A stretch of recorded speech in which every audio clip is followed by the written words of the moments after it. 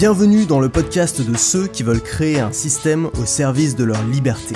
Je partage avec toi des idées pour vivre de ce qui te passionne, des conseils pour simplifier ton quotidien, être plus efficace et accomplir davantage, des opinions pour penser différemment, sortir du moule et vivre selon ses propres termes. Le podcast est disponible sur toutes les plateformes, pense à t'abonner pour ne rien rater. Bonjour, aujourd'hui un épisode pour les gens qui n'arrivent pas à lancer leur premier produit, leur première formation, ou alors qui en ont lancé un et qui restent bloqués à ce niveau-là, qui n'arrivent pas à en lancer un deuxième, qui savent pas quoi dire de plus tout simplement, qui savent pas quoi vendre en plus. Et c'est évidemment ça qui va te différencier du créateur de contenu lambda qui fait ça sur ses heures perdues, de la personne qui vit de son contenu et qui peut se créer un lifestyle, qui peut avoir plus de liberté dans sa vie grâce à ça. Hier j'étais à un dîner, c'était une soirée d'entrepreneurs et j'ai discuté avec pas mal de gens et avec une fille qui me disait moi je te suis depuis un moment et j'ai créé ma chaîne, j'ai commencé à faire des vidéos, j'ai trouvé un peu ma voix, simplement j'arrive pas à lancer mon premier produit. Pourquoi ? Parce que j'ai l'impression d'avoir rien de plus à dire, que les autres et je vois pas pourquoi les gens paieraient pour m'entendre dire la même chose que les autres. Et c'est peut-être ton cas aujourd'hui, peut-être qu'aujourd'hui t'as lancé un premier produit ou alors tu prépares un premier produit et tu te dis putain il faut que ce soit parfait, il faut que ce soit l'encyclopédie de mathématiques, tu balances tout dans ce produit-là, tu vois, tu prends tout ce que t'as appris, tout ce qu'il y a dans ta thématique, tout ce que t'as lu, t'en fais un gros produit et tu vends ça en disant mais tout le monde va se l'arracher. Et en fait tu lances le produit et tu te rends compte que non seulement ça marche pas si bien, mais pire que ça c'est que finalement t'as déjà tout dit et t'as plus rien à dire, il te reste rien pour les prochains produits, il te reste rien à vendre et finalement c'est un peu le serpent qui se mord la queue, t'arrives au bout du cycle et qu'est-ce que tu fais ? Soit t'arrêtes, soit tu démarres un autre business dans une autre thématique, tu fais une formation et t'as plus rien à dire, soit tu trouves une autre solution. Et moi ce que je voudrais te donner aujourd'hui c'est une autre solution. C'est une solution qui consiste à inventer des trucs, à devenir un petit peu le géo-trouve-tout de ta thématique, c'est-à-dire d'inventer des formations que tes concurrents n'inventeront pas, de créer des produits qui n'ont pas été créés par les autres, de trouver des idées nouvelles, des idées que personne d'autre n'a eu avant toi, et de sortir des produits à haute fréquence. Et tu sais, alors si tu me suis, tu sais que c'est vraiment la recette, c'est un peu le secret, c'est de sortir beaucoup de produits, c'est de sortir beaucoup d'offres, c'est de proposer des offres régulièrement.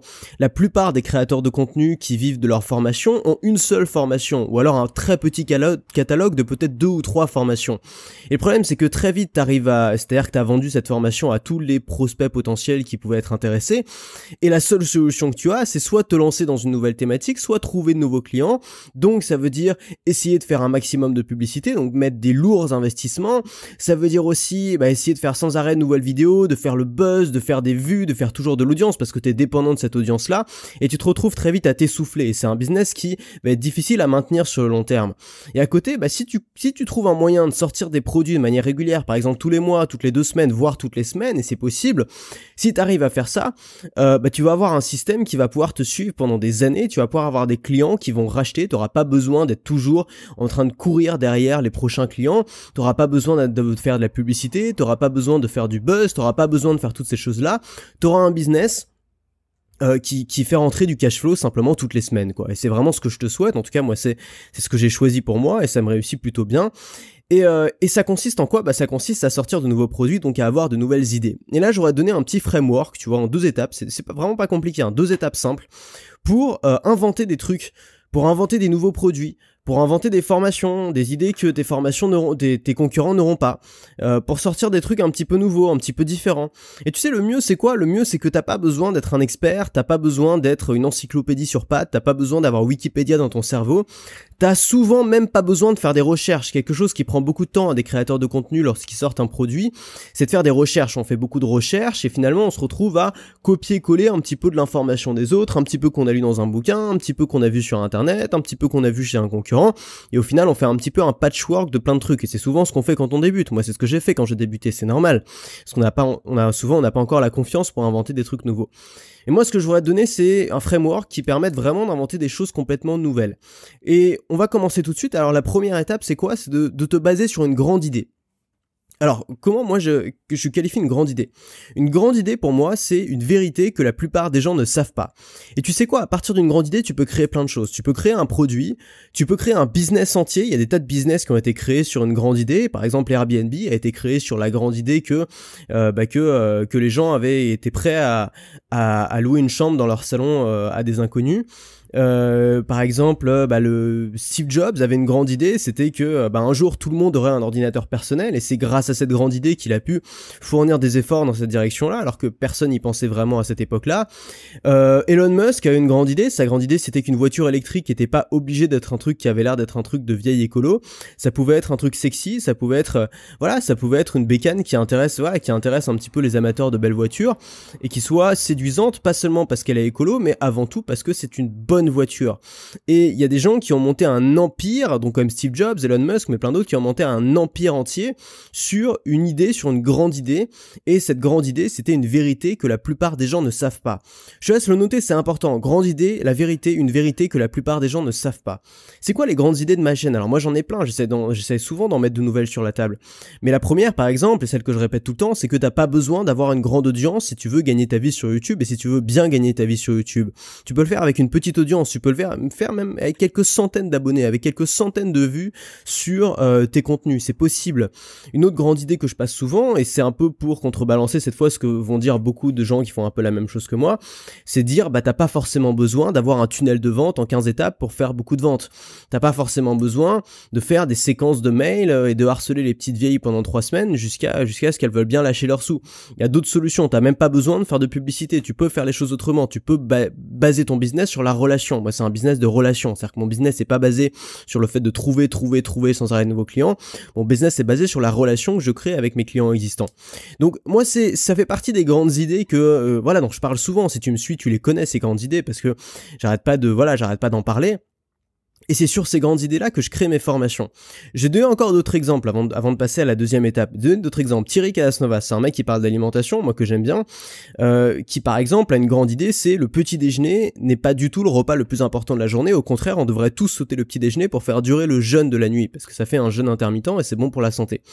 Et c'est pas du tout naturel de prendre un petit déjeuner. C'est pour ça que souvent les enfants ont pas envie de prendre un petit déj, parce que le matin, ton corps est pas prêt à digérer. Et finalement, on nous rabâche depuis tout petit que le petit déjeuner est le repas le plus important de la journée, et lui va te mettre cette grande idée sur la table qui est que c'est pas le cas. Par exemple, il y a un gars que j'aime bien qui s'appelle Olivier Lafay, qui vend, c'est lui qui m'a mis à la musculation quand j'étais petit. J'avais dû prendre 10 kilos de muscle grâce à lui, grâce à un simple bouquin qui coûtait 20 €. Et ce mec-là, donc sa stratégie, sa grande idée, c'est que finalement, si tu fais 3 séances de musculation par semaine, mais que tu le fais de manière vraiment efficiente, ça peut être plus efficace que de faire 6 séances de musculation par semaine. Et ça casse un petit peu tous les bodybuilders, tous les accros à la muscu qui vont dire go muscu, go à la salle, no pain no gain, faut passer sa vie sur des bancs de musculation. Lui, il va t'expliquer que c'est pas forcément comme ça que ça marche, que ça peut s'optimiser, qu'il y a une efficience à trouver, donc on peut faire les choses autrement. Et sur cette grande idée-là, il a fait des millions d'euros en vendant son bouquin qui est devenu un best-seller. Il y a un gars qui s'appelle Ryan Holiday, qui a fait aussi un autre best-seller qui s'appelle Trust Me, I'm Lying. C'est un bouquin sur comment manipuler les médias. Et donc, justement, c'est basé sur une grande idée qui est que c'est facile pour n'importe qui de manipuler les médias. Et on a souvent un petit peu, on est un peu complotiste et on se dit, ouais, c'est les gouvernements, les grands méchants qui manipulent les médias. Mais en vrai, souvent, ça peut être, des directeurs de films, ça peut être des marques qui vont justement utiliser un petit peu les médias en comprenant le jeu auquel elles jouent. Et il a vendu aussi des milliers d'exemplaires sur cette grande idée. Donc ça c'est super important, c'est un truc qui est super important à avoir dans ta thématique, c'est des grandes idées. Au moins 2 ou 3, tu vois, 2-3 grandes idées qui vont vraiment te démarquer de ce que disent tout le monde. Des choses qui vont un peu casser les idées reçues. Et la bonne nouvelle, c'est que dans toutes les thématiques, il y a des idées reçues. Dans toutes les thématiques, il y a plein de gens qui font n'importe quoi. Et souvent, la vérité n'est pas vraiment connue. La vérité n'est pas ce qu'il y a de plus connu. Hein. Tu vois, ce que fait la moyenne a par définition des résultats moyens. Donc finalement, si tu veux ouvrir une boulangerie et que tu fais comme la moyenne de toutes les boulangeries, t'as de fortes chances d'avoir des résultats moyens. Si tu veux avoir des résultats d'une boulangerie qui a un chiffre d'affaires extraordinaire et qui s'étend dans le monde entier, il va pas falloir recopier les bonnes pratiques que font les autres boulangeries, il va falloir trouver le top 1% des meilleures boulangeries et d'essayer de comprendre qu'est-ce qui fait que ça marche si bien. Et donc dans toutes les thématiques, souvent, il y a ce que fait la moyenne des gens, les choses qui sont connues, ce que tout le monde va répéter, et puis il y a ce que fait la minorité qui a des résultats exceptionnels, et souvent ça peut être intéressant d'essayer de trouver ces vérités-là et de baser des grandes idées sur ces vérités-là. Donc ça, c'est la première étape, c'est de trouver des grandes idées. C'est super important, c'est aussi ça qui va rendre ton contenu indispensable. C'est-à-dire que si tu commences à faire passer ces grandes idées dans ton contenu, les gens ils vont se dire ok, maintenant si je veux des solutions, bah finalement je suis obligé d'aller voir cette personne-là parce que c'est la seule qui a compris la base, tu vois. La grande idée, c'est la base sur laquelle tu vas travailler. C'est un peu comme une pizza, tu vois, t'as la base crème fraîche, t'as la base sauce tomate. Si un mec aime pas la crème fraîche, tu peux mettre ce que tu veux sur la pizza. Si la base c'est une base crème fraîche, ça fonctionnera pas. Donc le mec va directement aller voir les pizzas base sauce tomate. Je sais pas si c'est le meilleur exemple que j'ai pu te donner, mais bref, c'est exactement pareil avec les créations de contenu. C'est-à-dire que si la personne a besoin de conseils et qu'elle croit à ta grande idée, elle a pas le choix qu'écouter tes conseils à toi plutôt qu'écouter les conseils d'un autre mec qui ne croit pas à ta grande idée à toi. Donc la première chose, c'est de bâtir tout ça sur les grandes idées. Les grandes idées, ça va être les fondations de ton contenu. La deuxième chose, la deuxième étape, c'est de créer le produit. Et créer le produit à partir de cette grande idée. Créer le produit sur les fondations de cette grande idée. Et l'avantage, c'est qu'on sait ce que l'on cherche. À partir du moment où Steve Jobs est convaincu qu'on peut faire un ordinateur personnel et qu'un jour, il y aura un ordinateur dans quasiment tous les foyers américains, et ben à partir de ce moment-là, il sait ce qu'il cherche. Il sait quelle est sa mission. Sa mission, c'est de créer un ordinateur qui peut convenir à tout le monde. Créer un ordinateur qui est facile à utiliser, créer un ordinateur qui est abordable, créer un ordinateur qui est, qui est pas très gros, qui fait pas beaucoup de bruit. Il sait dans quelle direction il va et donc ça va être beaucoup plus facile de créer ce produit plutôt que de créer un peu les mêmes produits que tes concurrents, de créer un énorme IBM de 3 tonnes et d'attendre qu'une fois, monsieur tout le monde se dise, tiens, ça pourrait être cool d'avoir ça dans mon salon. Tu vois, ça marche pas comme ça. Il faut déjà savoir ce que tu cherches pour pouvoir le créer. De la même manière que si Elon Musk était pas parti de cette grande idée de une voiture électrique peut être sexy, il aurait fait une espèce de voiture électrique toute moche là qui intéresse personne, que personne n'a envie d'avoir, qui est pas classe du tout et ça aurait pas du tout marché. Donc il est parti de cette idée-là, de ce cahier des charges finalement en se disant ma grande idée c'est qu'une voiture électrique peut être efficace, même plus pratique à utiliser qu'une voiture à essence et en plus elle peut être sexy et donner envie aux gens de l'avoir ne serait-ce que pour se la péter. On va faire une voiture qui répond à ces critères, on va mettre des super jantes, ben moi j'y connais rien en voiture, je vais pas donner des exemples mais on va faire en sorte de faire une voiture voilà avec un grand écran dedans, un truc moderne, technologique, voilà, où monsieur tout le monde pourra un peu se la péter devant le voisin en disant regarde, non seulement j'ai du goût mais en plus je suis écolo. Et donc à partir de ça, il a pu créer un produit qui fitait son marché. Donc on va partir de cette grande idée-là et on va créer un produit en sachant ce que l'on cherche dès le début.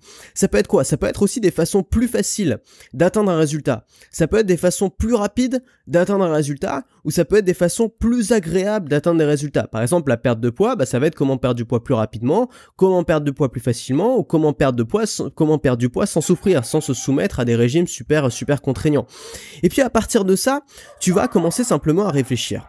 Et ça, c'est quelque chose ça paraît stupide comme conseil de réfléchir. Et pourtant, il n'y a pas beaucoup de gens qui le font. Genre, souvent, quand on fait sa première formation, on n'a pas encore confiance en sa capacité à inventer des idées. Donc, qu'est-ce qu'on va faire?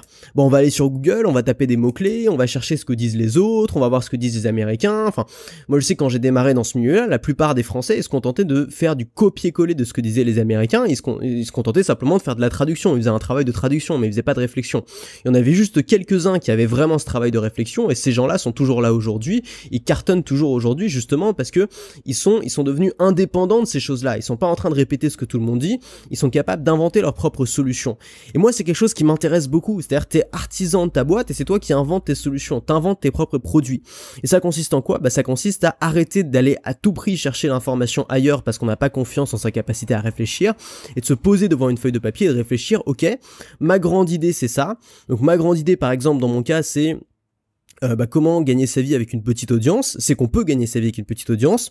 Je vais faire une formation qui va être justement comment gagner sa vie avec peut-être, je sais pas, avec 100 abonnés à sa chaîne YouTube, avec 200 vues par vidéo. Comment faire pour faire ça? Je sais qu'il y a des gens qui y arrivent. Je vais étudier ces gens-là. Je vais partir de ma propre expérience. Je vais essayer d'analyser quels sont les mécanismes qu'il y a derrière ça et je vais faire une formation finalement qu'il n'y a pas beaucoup de gens qui vont sortir parce que tout le monde sur YouTube est obsédé par l'audience et qu'il y a peu de gens qui croient en cette grande idée-là. Donc ça va te permettre vraiment de faire des choses qui sont différentes. Tu pars de ta grande idée, par exemple c'est facile de manipuler les médias, et ensuite tu vas construire une formation autour, comment manipuler les médias. Tu pars de ta grande idée, le petit déjeuner n'est pas important, et tu vas créer tout un truc autour qui est comment faire par exemple un jeûne intermittent et comment le tenir. Tu pars de ton grand principe qui est 3 séances de musculation efficientes valent l'équivalent de 6 séances non efficientes, bah évidemment le produit ça va être qu'est-ce que tu vas mettre dans ces 3 séances là pour qu'elles soient le plus efficientes possible. Donc tu vois, à partir du moment où tu as cette grande idée, ça devient facile de créer le produit, parce que souvent si tu as cette grande idée, c'est que tu as pu la tester ou c'est que tu as pu la voir chez d'autres gens, c'est pas des trucs que tu as sortis de ton chapeau.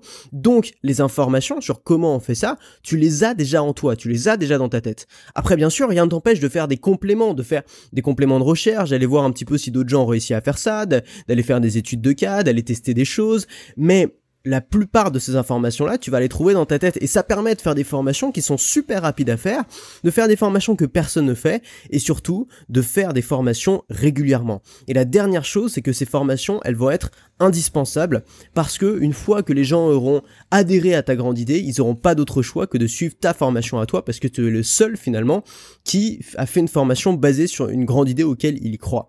Je vais donner un autre exemple, un exemple que j'ai fait il y a peu de temps. Quand IGTV a été présenté, tu sais, c'est la plateforme de vidéos d'Instagram. Alors moi, je suis pas Madame Irma, je peux pas dire ça va marcher ou pas. N'empêche que je pense que ça a du potentiel. Et donc quand c'est sorti, qu'est-ce que j'ai fait ? Bah j'ai essayé de réfléchir pendant une semaine.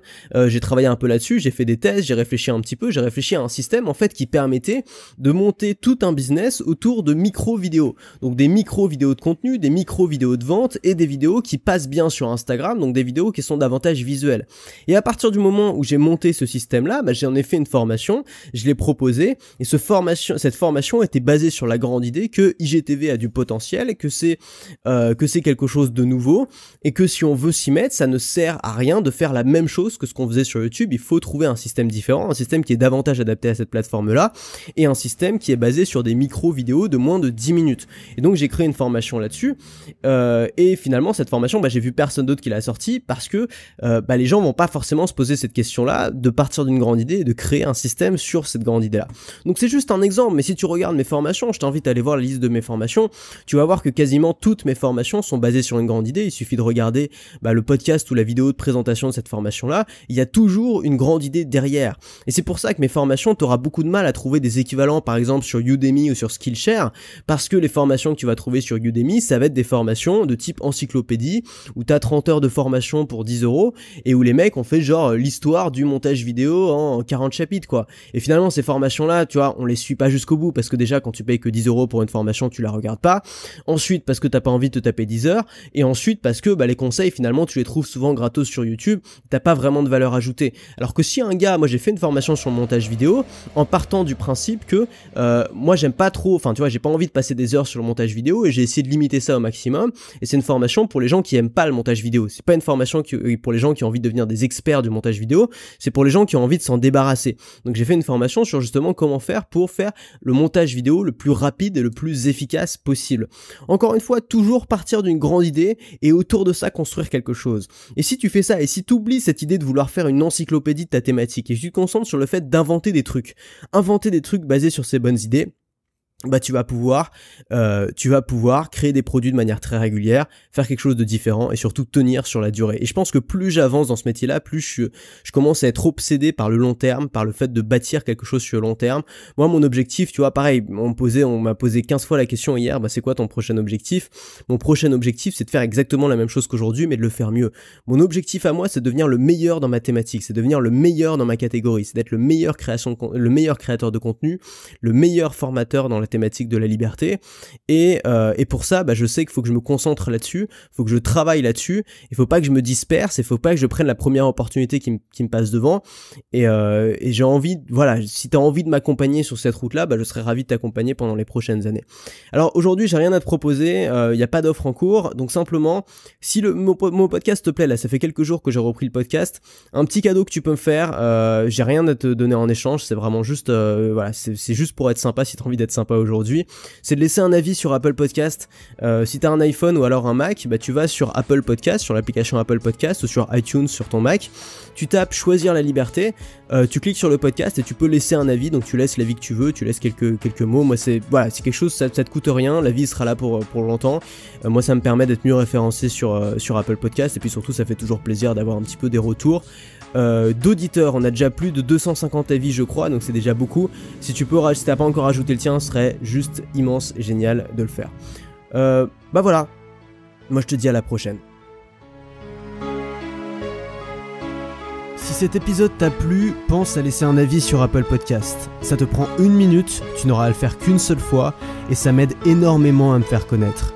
Si tu veux continuer à te poser des questions avec moi, bien sûr, abonne-toi.